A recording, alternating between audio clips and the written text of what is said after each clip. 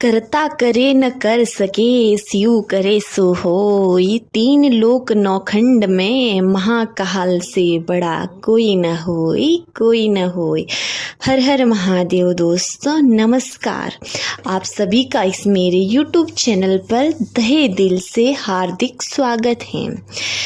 चलिए दोस्तों, आज की कहानी की शुरुआत करते हैं। ये कहानी बूढ़ी माँ, चिड़िया वाली बूढ़ी माँ की है। यह कहानी सच्ची है दोस्तों, इसे मन लगाकर सुनिएगा, आपका भोलेनाथ पर विश्वास और दुगुना हो जाएगा। ये चिड़िया वाली बूढ़ी माँ की कहानी है।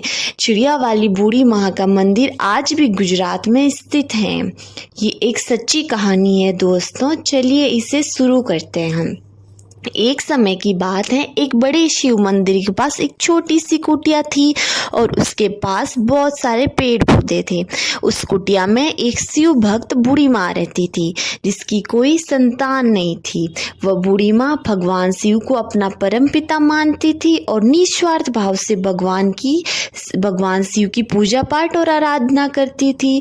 और उस शिव मंदिर वह अपनी कुटिया के आसपास के पेड़ों पर रहने वाले पक्षियों को अपनी संतान मानती थी और उनको हर रोज नियम के अनुसार दाना पानी और दाना देती। बूढ़ी माँ की कुटिया के पास पेड़ पर एक चिड़िया पक्षी का जोड़ा रहता था, जिसमें एक चिड़िया, उसका पति और उसकी 2 संतान थी। वह चिड़िया पक्षी का जोड़ा बड़ा ही शिव भक्त था। वह रोज सुबह शाम आँख खुलते ही पहले भगवान शिव की घंटों आराधना करते और फिर अपने दाना पानी और फिर बूढ़ी माँ जहाँ दाना पानी डालती थी वहाँ से दाना चुगते और अपने दिन का गुजारा करते और पेट भर कर इसी तरह कुछ महीने बीतते गए और इसी प्रकार कुछ महीने बीतते गए। एक दिन वह बूढ़ी माँ बीमार हो गई और इतनी कमज़ोर हो गई कि वो बिस्तर से उठ ही नहीं पा रही थी। बूढ़ी माँ की कोई संतान नहीं थी तो उनकी सेवा कर सके या उनको उपचार दिला सकते, उनको कोई उपचार नहीं मिला और अच्छी सेवा नहीं मिली। तो एक दिन बूढ़ी माँ की मृत्यु हो जाती है। उधर चिड़िया पक्षी का जोड़ा दाना पानी लेने जाते तो उनको वहां पर नहीं मिला जहां बुढ़िया माँ डालती थी। ऐसा करके एक दिन गुजरा, 2 दिन गुजरा, लेकिन बूढ़ी माँ ने दाना पानी नहीं डाला। तो वह चिड़िया पक्षी का जोड़ा परेशान हो गया, इधर उधर बूढ़ी माँ को ढूंढने लगा। आसपास के पूरे कस्बे में ढूंढा, लेकिन बूढ़ी माँ नहीं मिली। अंत में थक हार कर वह चिड़िया और चिड़ा अपने घोंसले में आकर बैठ गई। चिड़िया बैठकर विलाप करने लगी और अपने पति से बोली, पता नहीं बूढ़ी माँ कहाँ चली गई है। वो एकमात्र थी इस कस्बे में जो हम जैसों को हमेशा दाना पानी डालती, जिससे हम जैसे पक्षी अपना गुजारा चलाते थे। तभी अचानक चिड़िया के पति की नज़र बूढ़ी माँ के कुटिया पे पड़ी और वह बोला, हमने बूढ़ी माँ को तो पूरे कस्बे में ढूंढ लिया, लेकिन बूढ़ी माँ की कुटिया में नहीं ढूंढा, चलो कुटिया में देखते हैं। इस प्रकार वह चिड़िया पक्षी का जोड़ा बूढ़ी माँ की कुटिया में प्रवेश किया और देखा कि एक चारपाई पर बूढ़ी माँ सो रही हैं, लेकिन उनके शरीर में कोई हलचल नहीं है। पूरे शरीर पर कीड़े लगे हुए हैं, मक्खियाँ भिन भिना रही हैं।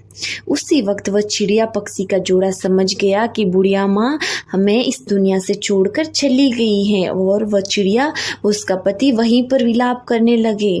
तभी चिड़िया बोली, बूढ़ी माँ बहुत पवित्र आत्मा है, वो हमेशा दूसरों का भला किया करती थी, वो हमें कभी छोड़ के नहीं जा सकती हैं।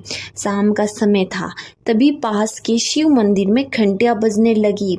तब वह चिड़िया और उसका पति मंदिर में गए और एक पाँव पर खड़े होकर भगवान शिव की आराधना करने लगे। ऐसा करते करते कई महीनों बीत गए, लेकिन वो अपनी जगह से हिले नहीं और भगवान की आराधना करते गए।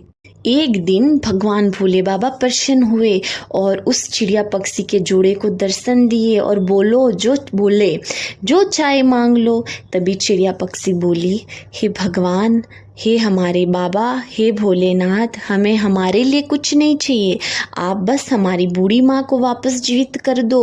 उनकी कोई संतान नहीं थी, इसलिए उपचार नहीं मिला, तभी उनकी मृत्यु हो गई।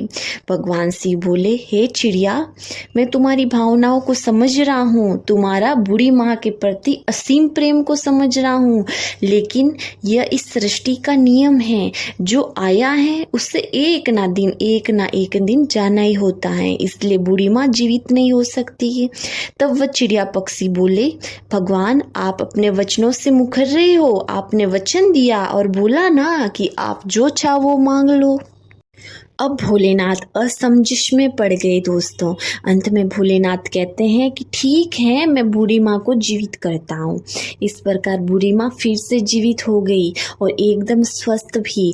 बूढ़ी माँ भगवान शिव को देखकर अति प्रसन्न हुई और भाव विभोर होकर भोलेनाथ के चरणों में गिर गई और बोली, हे भोलेनाथ, मैंने ऐसा क्या पुण्य किया है जो आपने मुझे जीवित किया है।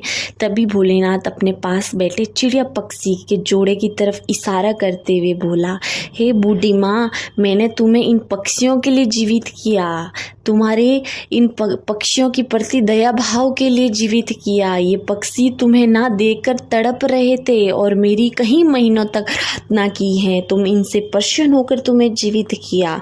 यह कहकर भोलेनाथ अंतर्ध्यान हो जाते हैं।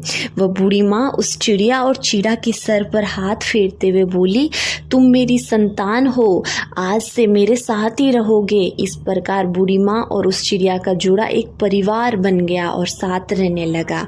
और बूढ़ी माँ अपना रोजाना का नियम के अनुसार मंदिर में पूजा पाठ करती और चिड़िया पक्षी को दाना देती। इस प्रकार का नियम फिर से स्टार्ट हो गया। काफ़ी दिनों तक ऐसे चलता रहा दोस्तों। इस प्रकार समय बीतते बीतते बूढ़ी माँ और चिड़िया पक्षियों के चर्चे आसपास के कस्बों शहरों में सब जगह फैलने लग गया।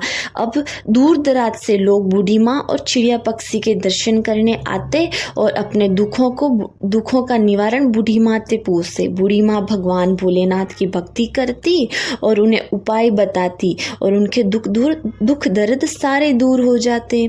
इस प्रकार कुछ साल बीतते के बाद बूढ़ी माँ ने जीवित समाधि ले ली।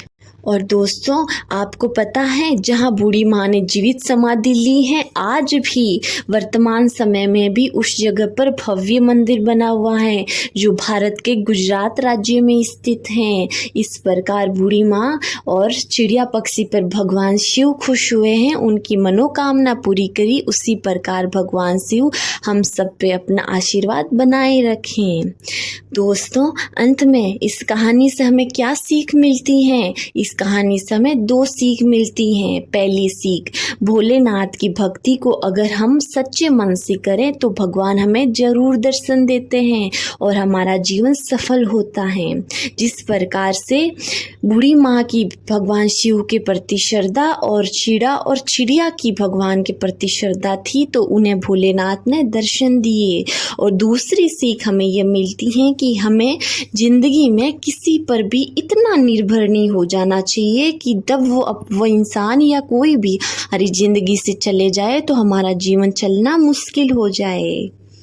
चलिए दोस्तों, इस कहानी को हम यहीं समाप्त करते हैं। अंत में बस यही कहना चाहूँगी, अगर आपको ये कहानी पसंद आई तो एक लाइक ज़रूर कीजिएगा और आप मेरे इस चैनल पर नए हैं तो सब्सक्राइब ज़रूर कीजिएगा। हर हर महादेव।